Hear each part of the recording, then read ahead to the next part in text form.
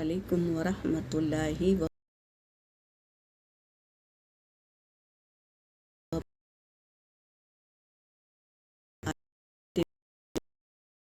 باللہ من الشیطان الرجیم بسم اللہ الرحمن الرحیم ربنا لا تزغ قلوبنا بعد إذ هديتنا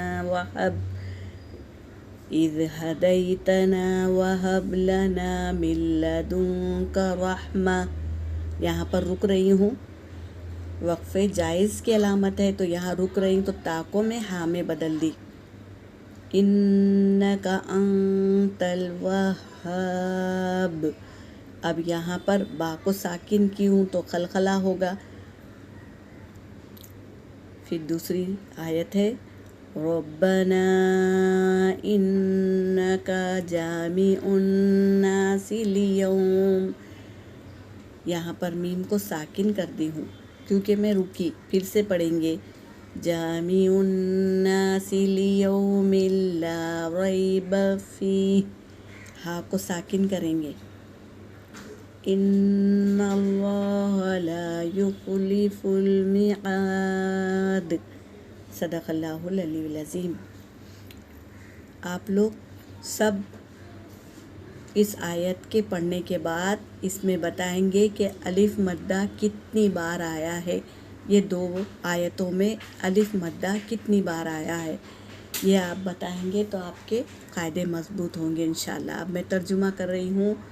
ربنا، را با با اس کا روٹ ورڈ ہے، نا یہ جمع کا صیغہ ہے۔ ربنا اے ہمارے رب، لا یہ حرف نہیں ہے، لائے نہیں، اے ہمارے رب، لا تو زغ، زغ یعنی ٹیڑھا کرنا، نہ تو ٹیڑھا کرنا، قلوبنا ہمارے دلوں کو، بعد اذ ہدیتنا بعد جب تو نے ہدایت دیا ہمیں، وہب لنا اور ہب، ہب کیا ہے، عطا کرنا، اور عطا کرنا لنا ہمارے لیے، من لدنکا، دنکا کا مطلب ہے اپنے پاس سے، من کا مطلب ہے سے، دنکا کا مطلب ہے اپنے پاس سے، رحمہ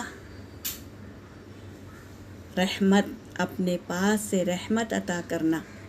ہم اللہ سے یہ دعا مانگ رہے ہیں۔ انکا یقیناً تو، انت الوہاب تو ہی عطا کرنے والا ہے، بہتر عطا کرنے والا ہے، سبحان اللہ۔